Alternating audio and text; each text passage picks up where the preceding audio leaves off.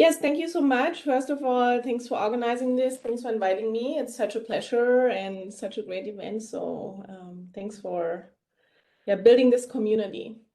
So I'm not sure if you've ever met me. My name is Mareike Möhlmann. I work as an assistant professor at Bentley University. So that means I'm based in Greater Boston. Got up at 5:45 this morning. So good morning, everyone. But today I would actually like to talk about algorithmic nudging. And I prepared about 20 to 25 minutes of presentation. So this is an overview over my work addressing algorithmic nudging and related topics such as algorithmic management. And these publications are really the basis of this presentation. But let's start by defining algorithmic nudging. So companies, platform companies are increasingly using algorithms to manage and control individuals. Not by force, but they're actually nudging them into desirable behavior. And in other words, that means that they are learning from their personal data and alter their choices in some subtle way. Richard Taylor and Cass Sunstein popularized the term nudge or nudging in 2008. And so there was actually quite groundbreaking work. They were awarded the Nobel Memorial Prize in Behavioral Economics. And let me share one example. So based on their theory, we know that people who actually use smaller plates, as you can see in those pictures, they put less food on those plates and they may live healthier lives, right? So we actually know that for many companies, nudging workers also had quite positive effects, such as it helped them to improve their workers' performance and save costs.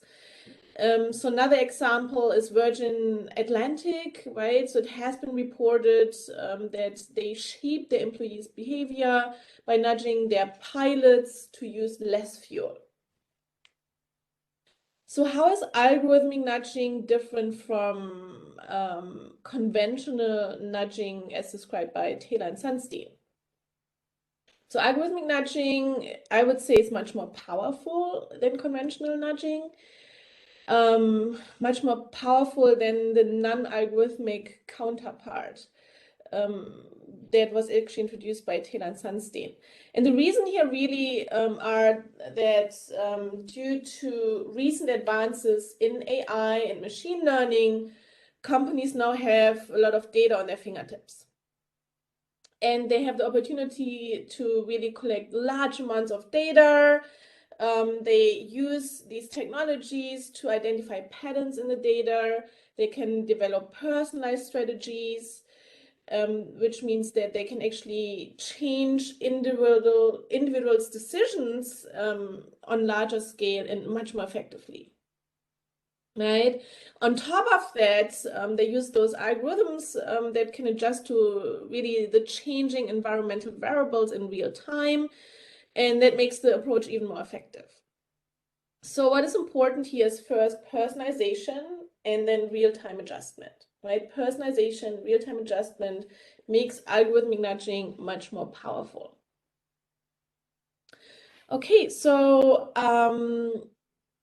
given that actually much of my work has addressed the specific case or context of Uber, the ride-hailing platform Uber, I will now focus on this specific example and dive deeper into my research, but my findings are applicable beyond this specific case, right? So so in line with the introduction or the definition, of algorithmic nudging that I introduced earlier, we can observe that Uber actually uses algorithms to manage and control their drivers.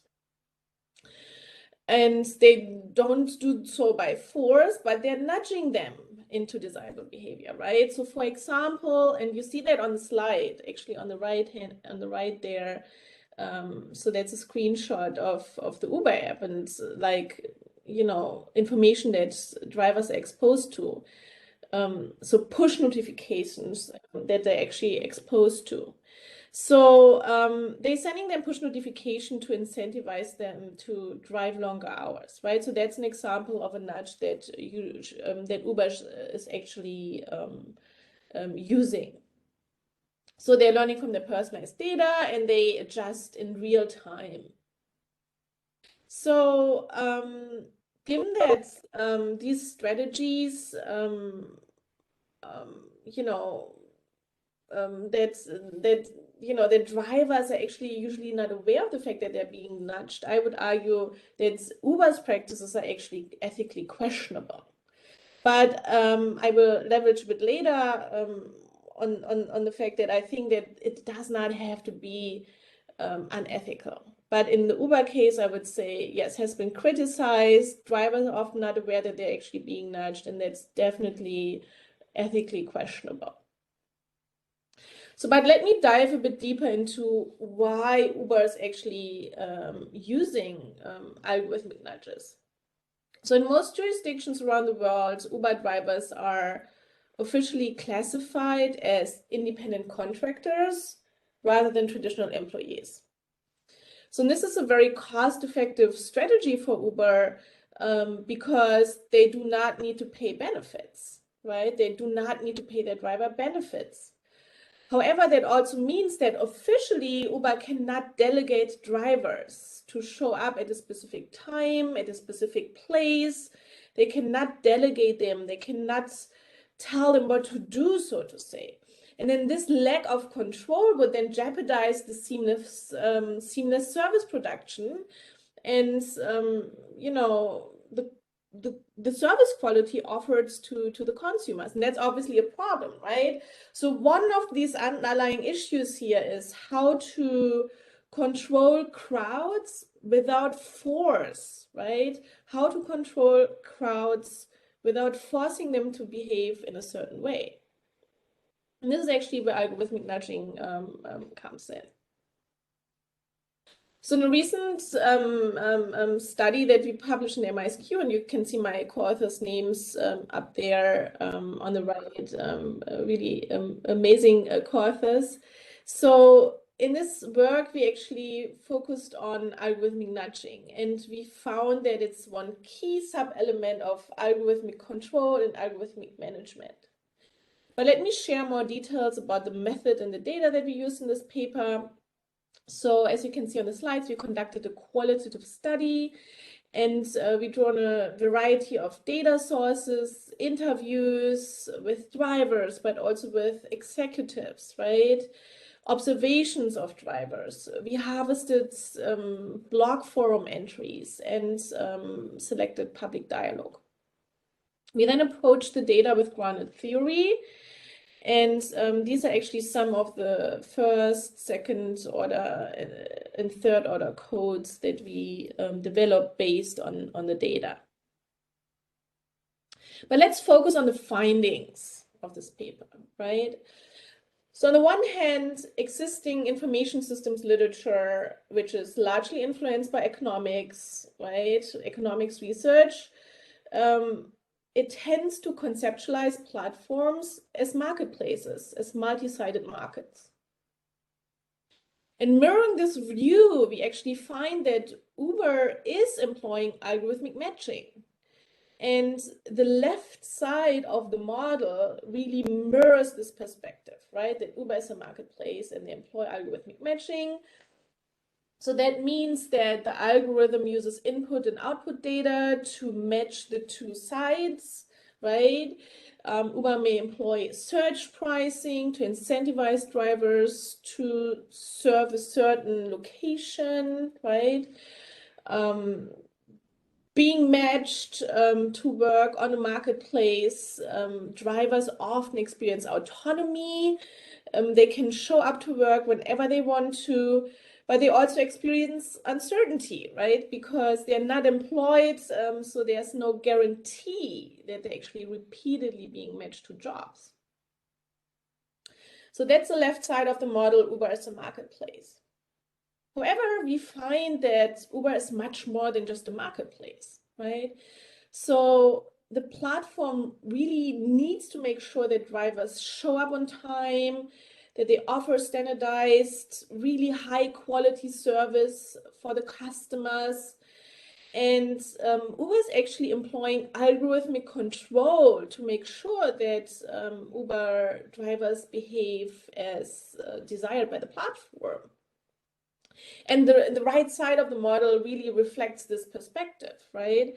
So the algorithm may act as the boss, as you can see on the slides. That's actually the first sub-element of algorithmic control. It may penalize drivers in case they show undesirable behavior. Uber uses really fine-grained behavioral process data to effectively nudge drivers. So, and having, zooming in, having a look at this model, you can actually tell that we conceptualize behavioral nudging as one key element of algorithmic control, which in turn is one key element of algorithmic management.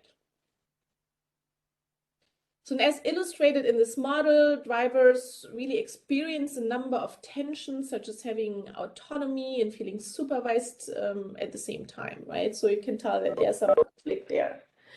So what we find is really that platform work is located in this conflicted middle, right? Conflicted middle between contractor-like work, working on a marketplace mirrored by the left side of the model, and employee-like work, that we typically find in hierarchies or organizations mirrored by the right side of the model. So we also find that workers show behavioral responses. That's the bottom of the model, so to say. And yeah, such as loyalty, but also market-like responses, such as, they're gaming the system or they're switching between ride-hailing services.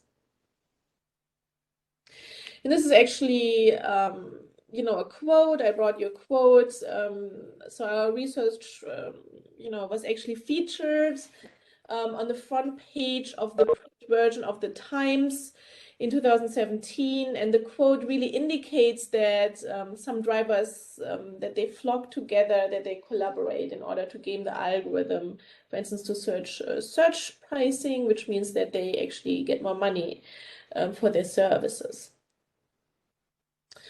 So, but after zooming into the specific Uber case, let me zoom out a bit, right? So let me focus on algorithmic nudging more generally.